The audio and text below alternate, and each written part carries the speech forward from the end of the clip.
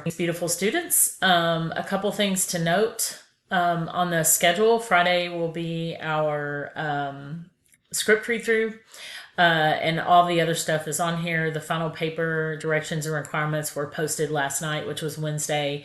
Today I'm recording the video. Thursday is which is today, the study guide will be posted later by the end of the day.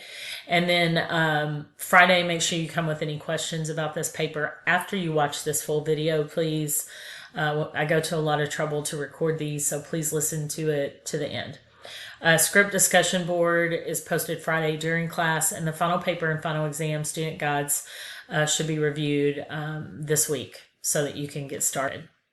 Couple things to know on the final paper. The final paper information was posted last night, so late papers will not, please let me repeat that, will not be accepted for full credit. I have to grade like 200 some odd things at the end of the semester, so there are some restrictions when you turn in something late at the end. And also, if you turn this paper in afternoon, like lunch, noon, on Thursday, finals week, you will earn an automatic 0. I will not be going back in and regrading those. So please, please, please be on time. This is 10% of your grade, and that is a chunk. So a couple things to note. This paper is worth more points, but it's still 10% of your grade. It is due on Tuesday by 11:59 p.m. CST. And then here's the note that I just read to you about when you'll get half credit and all of that.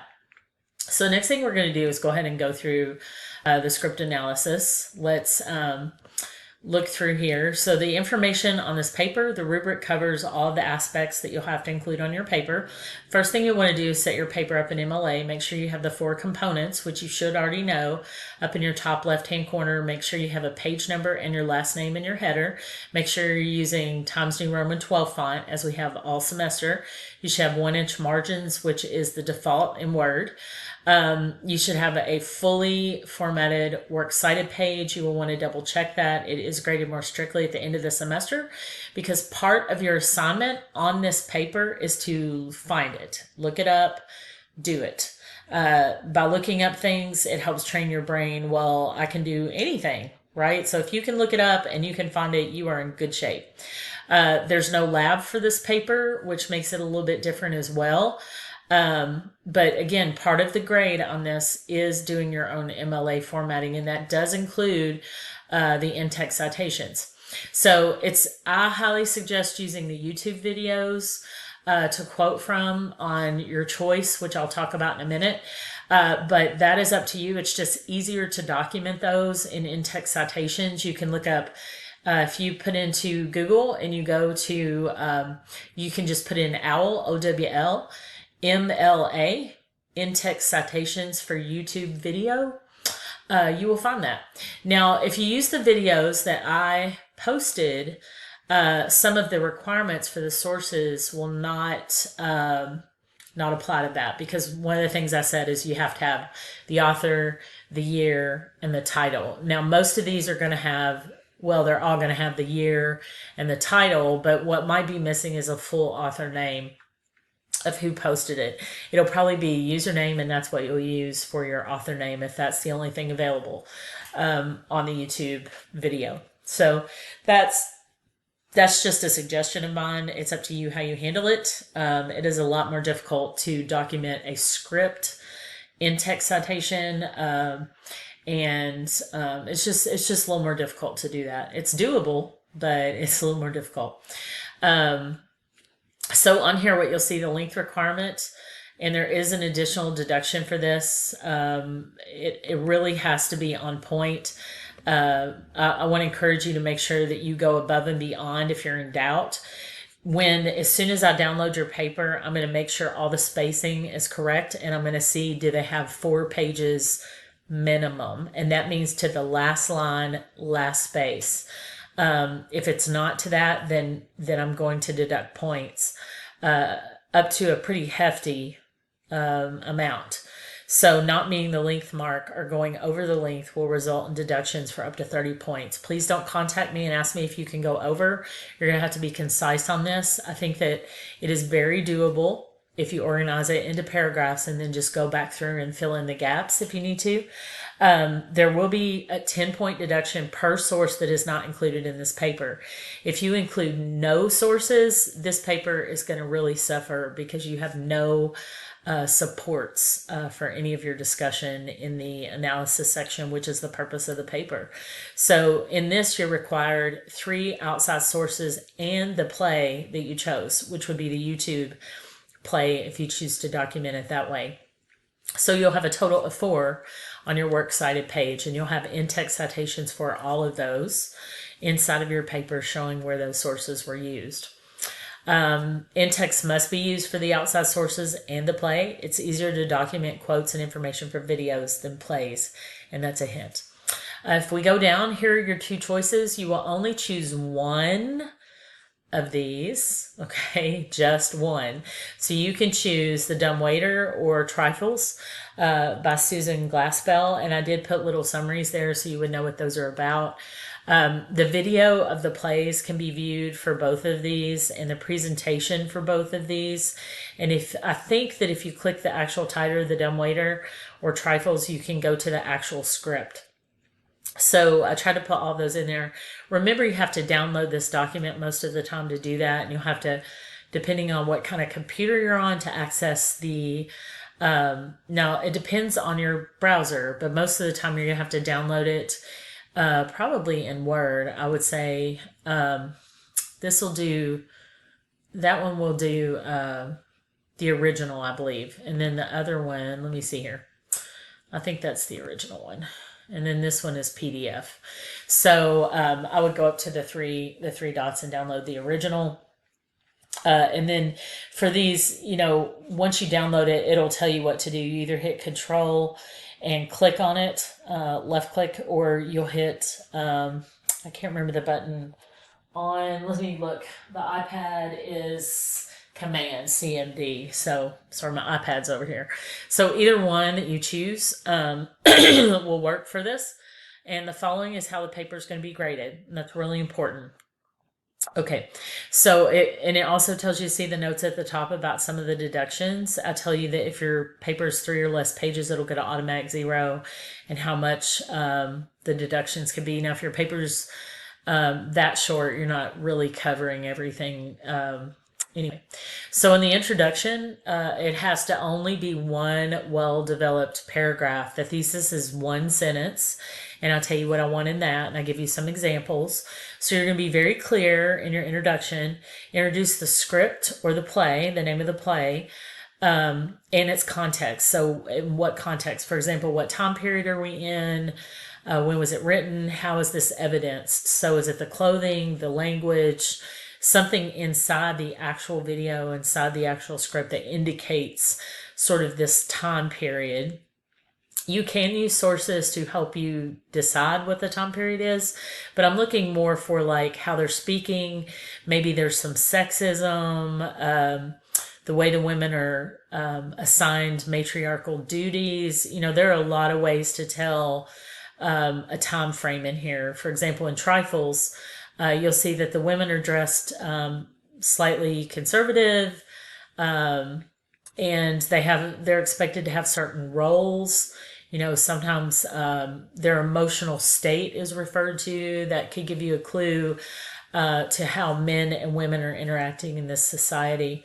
So things like that you really want to look at. And then also, engaging and grabbing the reader's attention. This could be anything that's interesting. So you might even say something out of the script that's profound. You might find an author fact that's interesting, a relative historical fact that backs up how that's evidenced. Tell why is the analysis important? So I know that you feel like this is like just a paper you're writing, but it's actually, everything is done with a purpose. Or you shouldn't be doing it. So when you're writing an analysis, you're really sort of giving this message to the audience. So if I were going to talk about Trifles, I would probably say, from my perspective, that it's important to show the gender roles in society during that day. and maybe how those are relevant to today and how we can move past those. That would be up to you, your opinion, but that is one of the themes that sort of stands out in Trifles, which is one of your choices. Now, the example thesis would be down here in Shakespeare's Othello. The tragic downfall of the protagonist is coupled with themes of jealousy, racial prejudice, and manipulation, which are themes seen in today's society. So you can kind of see where that's going. And then there's another example down here, and it doesn't have to be worded that complicated. It just needs to be one sentence. And that is actually 5 points of the total 15 when you do the thesis. And then the script summary, this shouldn't be any surprise. So you're summarizing the video or the script itself, or, both. Ideally, they both match perfectly. Be very, very specific in how you do this. This can be more than one paragraph, but don't exceed 2. There's no reason to have more than 2 paragraphs on a very short film. These are both very short. One spans an hour because of the way they taped it. The other one I can't remember. It's not very long either, but they're pretty short as plays go. So mention the major themes. One of the things that I included here was the themes. So if we have a look at that, literary analysis, themes, and examples, you can see love and relationships, power and authority might be one that we might point out in Trifles. I won't tell you any more of those in case you choose that one, but there are quite a few. Social injustice and equality falls into a lot of different plays and films. Even isolation, alienation. So, and it gives you little examples in here to help you out to see, ooh, that might fit, right? And then there's a note to students down here. The list is not all inclusive. However, this list will work for your paper. So it's one of the reasons that I chose it.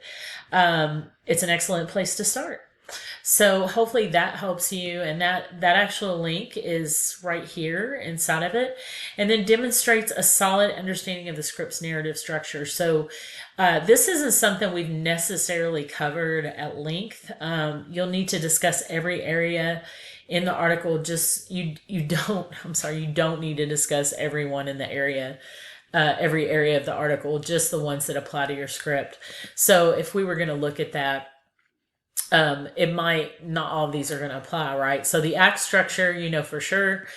Trifles is a 1-act play, in case you are confused about that. But it also has all of the components. So a very interesting way to structure. Well, okay. So most of the Trifles plays, because most plays are an adaptation of the original script now. Most of the plays are 1-act structures. So you'll have to decide for yourself what kind of structure it has. And if it has 1 act, 2 acts, or 3 acts, discuss that and tell how you can tell. Character arcs. Those are things that provide emotional anchors for the audience, analyzing a character's motivations, conflicts, and resolutions. That can actually help you discuss the story. The twists and turns in the story can be discussed. Sometimes there's parallel storylines, but I don't think you're going to find too much of that in either one of these. The pacing and rhythm can affect things, and that's pretty much it. It's a pretty short section that I want you to look through. Some questions on the final will probably show up about narrative structures as well from that article, so keep that in mind. And also the themes. I want to keep them short and sweet so that you didn't have a lot to look at during the final week of class. So character analysis, you have done this many times. This time you want to include what motivates each character, and generally speaking that would be the protagonist and antagonist, but it could also be what I would term just major characters. So it depends on how you break it down. What conflicts occur for each character, and again this would be the protagonist, the antagonist, or just major characters, and what type of growth happens. So what changes take place for each character. It could be their character, who they are. It could also be their circumstances that you discuss. Always provide evidence from the script or the video, in this case, to support what you're saying about the characters. Use in-text citations. Now, this in-text citation is for a script. I already told you how to do it for the YouTube video, which is really a lot easier. So you can see here excuse me, let me go to the top. So you can see here how these are broken down. It tells you Shakespeare, that's Act 2. The 2 is scene 2, and the line is 45. Well, it gets complicated because not all plays are lined. They're not number line. They're not lines. Their lines aren't numbered. So it can become a little bit taxing to do it this way. That's why I suggested looking up the YouTube one and going ahead and using it instead. So if we go back here, the themes and motifs, themes should really sound familiar to you. Not hard at all. So you're going to really discuss these at length. Make sure that so in the first part where I ask you to do it, you're mentioning the themes, right? And telling us like kind of foreshadowing for this section. And then in this one, you're going to pick the ones that apply, or you can go back to, I think this is the same article. You can go back to this article and decide or look up more information about the themes so you can get more details in here. And then motifs, if we look at that, motifs and examples. So we've got water, light and darkness, nature, journey, the double, time, fate and free will, isolation. When you read the examples, you'll totally get these. So like, for instance, time is a central theme in one of the, in Virginia Woolf's Miss Dalloway. Very interesting, by the way, if you want to read it. It mentions the clock. Time is very clearly interwoven throughout the whole thing. So you're just picking one or two of these to discuss and why you think that it's included in the play that you're watching or reading. So not too difficult if you go down, if you go in order. So just make sure as you're writing this paper, you're methodically following these sections. And one of the things that I do say in the organization of the script, of the paper that you're going to turn in, which should not surprise you, is to use level 1 headings, which were those things where we put a label on it. Your heading should be no more than 2 words. You'll have your title. Then you'll write your introduction with no heading, right? We don't put introduction as a heading because we assume you're introducing something because you're starting right after the title. And then the next one, you could put summary or script summary. The next one, you could put analysis or character. Probably character analysis is better because we actually have critical analysis as well. And then themes and motifs, you could put that. You could, well, it's technically 3 words, but you could just put themes because motifs kind of fit under that. Just make sure that when you're discussing that section that you're connecting those to the characters. You know, why do you think this is a theme based on the characters, based on the story, based on the overall message of the story or the script? And I give you some examples of how to do that. This one is the section that should seem really familiar to you. This is where you go out and find other people discussing your play, and you talk about some of the things that they've said about that. It could be a character analysis. It could be the theme and how it's related to today's society. It's something that stands out to you that the critics have said. And really, you literally could find an analysis of Trifles or the other one by putting in the name of the play and putting in analysis. So you're going to find that everywhere. It's 10 points per source that you discuss.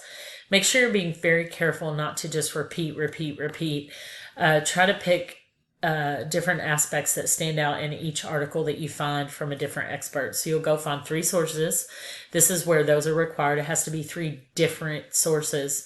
And I would suggest setting up a paragraph for each one. You can expand that section because this paper is required to be longer. You can also expand the themes and motifs. The only one that I hold you to really just one paragraph is the introduction. I don't want people to do 3 pages of introduction and then write the rest of the paper. It's just not good form. So the structure is well organized. You also should go ahead and add in some sort of concluding statement at the end of your paper. It could be a conclusion section, if you will, which will count as part of this well organized paper with clear sections. And of course, inside of your discussion, when you're doing a conclusion, you always reflect on what you discussed. My suggestion to you to add that section in is to discuss things like things that you feel like could have been improved in the play, things that could have moved the overall intended message forward for the audience. Just really think about what you thought about it. Remember to only use third person. That is academic language. So you want to make sure you do not use any first person. So unless it's a quote. So just a tip there as part of academic writing. The structure, it just says well organized, clear sections indicated by level 1 headings. Make sure that you also use one for conclusion in this as part of your structure. Also, the paragraph development. Each paragraph has a clear topic sentence, adequate development of ideas. I think you already know pretty good paragraph development. You will not have to do transitional sentences if you're using level 1 headings, as long as you're covering all the information. In the critical analysis by others, you could put expert analyses or something like that to do your 1 to 2 words and do 1 to 2 paragraphs each for each one. In that case, you would need sort of a transitional sentence in that section. Otherwise, those headings are going to give me what I need to know. Your paragraph development, each paragraph does have a topic sentence, and that's just presenting your initial idea, right? And letting me know what you're going to talk about in the paragraphs. And remember the rule about each paragraph being well developed. That's 5 or more. I always encourage more sentences, 5 or more sentences, and the sentences should not be choppy. Please think outside the box on that. MLA formatting adheres to MLA formatting guidelines, all of those that you've used in class. That's the 4 things at the top: the margins, the font, the spacing, everything. I also told you again and reminded you about the sources down here. You'll have a total of 4, including the play. Properly formatted in-text citations and works cited page on this. Also, I do want to point out that, like, if I'm reading a section and you're not documenting where you got the information, that's an extra hit. That's not just MLA formatting. That's like under development of your essay.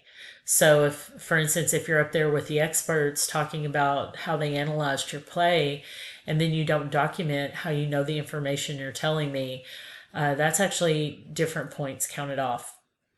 Just be very mindful and methodical as you're going down through the sections, asking yourself, where did I get this information from, and making sure you document it.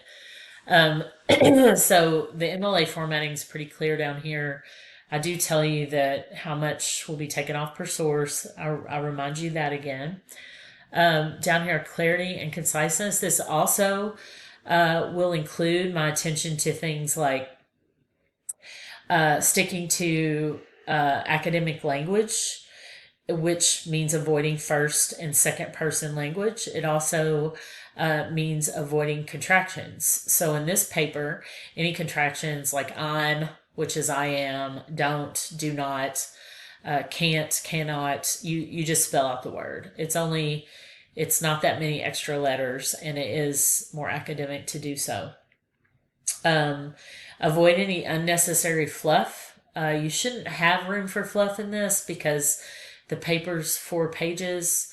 and you should be, pretty thoroughly discussing each section and adding in a conclusion for structure purposes. Make sure that when you add in a conclusion, it is only one paragraph and it is well developed.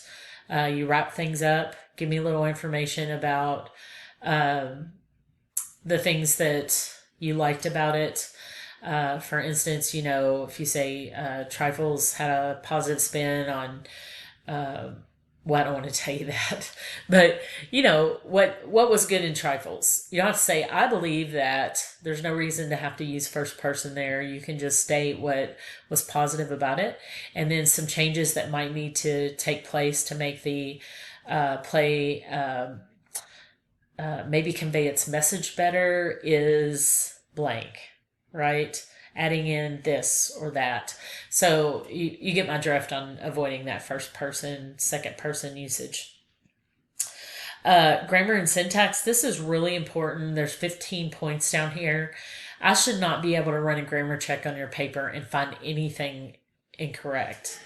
That's just like, yeah, just run it through Grammarly, run it through, the word function editor, and make sure that you read it out loud. I always tell students that, and it sounds like a simple task, but I'm serious. If you read it out loud, you will find some of the stuff that perhaps you did not, you just didn't catch. Sometimes Word doesn't catch things. Like you might go through a sentence and go, that's unclear, right? So anyway, I hope this video helped. I tried to keep it as short as possible. If you have any questions, you can email me, but Friday is the day for questions. So please ask them on Friday. I will commence with grading and catching up on everything and getting everything in so that you will have your grades on time. Also, I sincerely hope that you will do the student survey, and I hope that you'll say nice things. I really did try this semester to make the class enjoyable and yet challenging, and your feedback impacts future semesters and future students. It also impacts my job. So be kind. Thank you. And I've really enjoyed having you on class. Please send me any questions or ask them on Friday, and I will talk to you soon. Bye.